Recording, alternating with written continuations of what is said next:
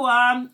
This is something here that the chief of army staff said, and for me, I absolutely and totally agree with him.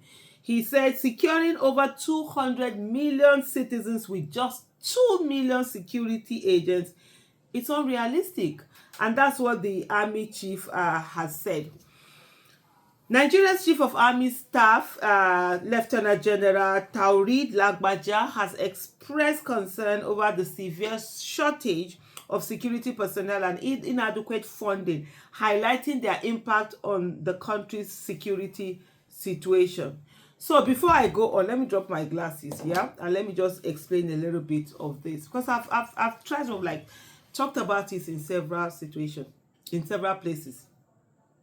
So when you say security agents, that means it's talking about everybody. You're talking about the DSS, you're talking about police, you're talking about soldiers, probably EFCCs and all of that, Navy, Air Force, not just military. That we have just about 2 million.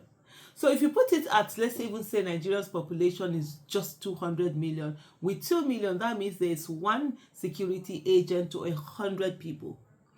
And this is where it gets really interesting. The fact that many houses, many people, many VIPs, let me put it in quote, VIPs, are out there traveling with security agents, as in DSS, as in police, as in soldiers, and what have you.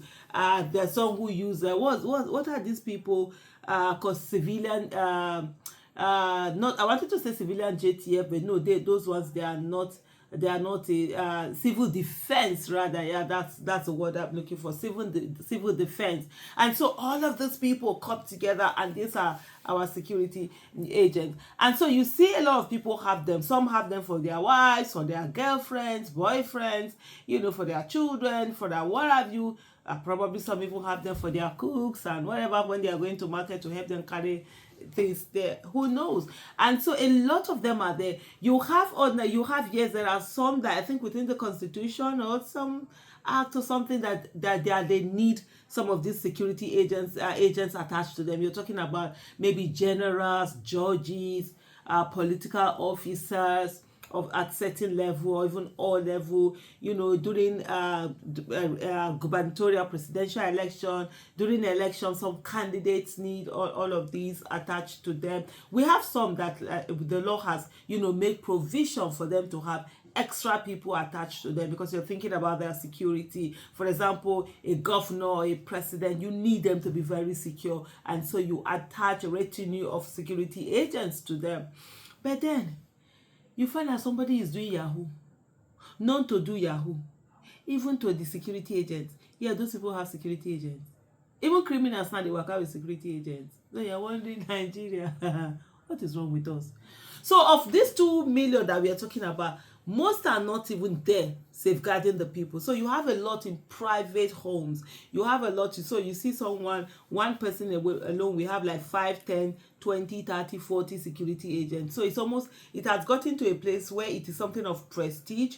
The more security agents you have around you, the more you are seen as the big man or the big woman. So of course, security will be compromised and all of that. For me, one of the things that I've constantly said about this is the fact that, fine, there is a need. I'm a businesswoman, I'm a market woman, and I always look at everything from the point of view that what is there in meeting, needs, demand and supply. There is a demand for security agents that will guard people, that will be around people. Fine. Why don't the security agencies that we have begin to provide this? For example, you could have certain police. We could have an arm of police that were just basically trained to provide security to individuals who are ready to pay for it, pay premium for it. And then this security, so instead of taking from the security agents that we have, that it's not enough for everybody, the police can just start this training. These people are able to carry guns, and the people who want them to be on there to secure them, they pay very well for it, probably pay 200,000 to 300,000 per month for every police, for every security agent that you want, or every policeman or woman that you want. Also, at the end of the day, yes, this 200, 300,000, the government keeps some bit of it, and from that money they pay this security agent. So it will remove the burden that it's already on our security, on the security agents that are available, which are always being taken by these individuals who seem to have power, who seem to have connection, who seem to have money, or one thing or the other. So, and that could be replicated across too, like in terms of DSS, in terms of military, and all of that. So we have, even for me, I was of the opinion that you could even go ahead to say, okay, maybe people will have like private armies, private security agents, where they'll be able to carry guns, and they'll be trained. People that need security agents around, they go there. But hey, you know the way Nigeria is, sometimes certain things are abused. Maybe if we feel that we've not reached there yet, then we could simply get the already existing security agencies to have where they are providing the services to people who need, and then the people are paying for it. And in that way, we can have more people. We can have more people come into the different security agencies, and then they are trained, they provide these services, and we will have more to look after the teaming people that we have. But hey, let me go back to the article from Parallel Facts that we have here, and what the army chief said. The army chief said that it is unrealistic to secure over 200 million Nigerians with 2 million security agents, out of whom a little over 100,000 are active soldiers of the Nigerian army without any reserve force. This is how we want to fight Boko Haram, bandits, kidnappers, what have you, Fulani, herdsman, killer, herdsmen, unknown gunmen, what have you and what have you not? Here. With 100,000 only? This is crazy. Lagbaja said this while speaking at the 2024 Distinguished Personality Lecture titled The Roles and Contribution of the Nigerian Army to National Development, jointly organized by the Center for Peace and Strategic Studies, University of Ilori, and the Martin Luther Agwe International Leadership and Peacekeeping Center, Jaji.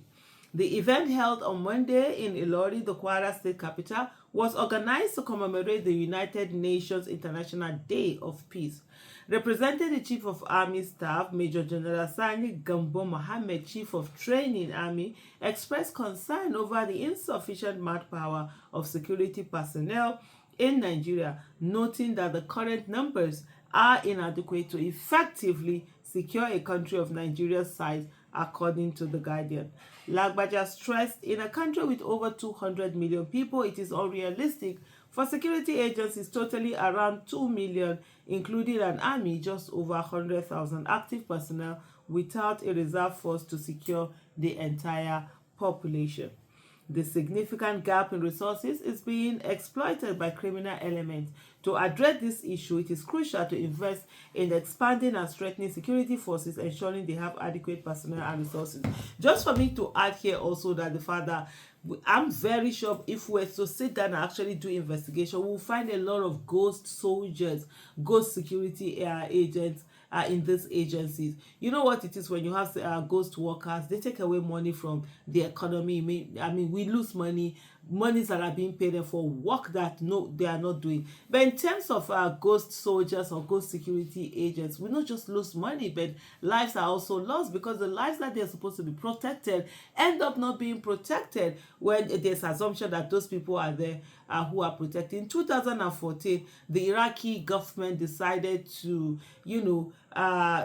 check their military, do a bit of investigation and all of that, and they were able to find over 50,000, ghost soldiers. I wonder how many they will find if they ever do that in Nigeria. Also, going back to the article, it says, also according to Lagbaja, inadequate funding affects the level of equipment held by the armed forces of Nigeria, hence having a direct impact on performance of the military. Describing national development and national security as costly, the Chief of Army Staff said the entire AFN had a budget. I think what's AFN? Is that the Army AFN? Air Force of Nigeria? I don't know what that means. Oh, okay, Armed Forces of Nigeria. Yeah, I just saw it there. That's the entire Armed Forces of Nigeria had a budget of about $2.8 billion in 2023, with an additional supplementary budget of about $1 billion. However, not all the budgetary provisions were eventually released. He said, although funding for the armed forces of Nigeria as a whole has been improving yearly since 2017, unfortunately, the downturn in the economic performance of the country has eroded the value of what is actually released. The inadequacy in funding is affecting the level of equipment holding of the armed forces of Nigeria, which has a direct impact on performance. I do hope they are able to really take care of this, because at the end of the day, we are the ones who are suffering. Lives and properties are in danger. Thank you so much for watching.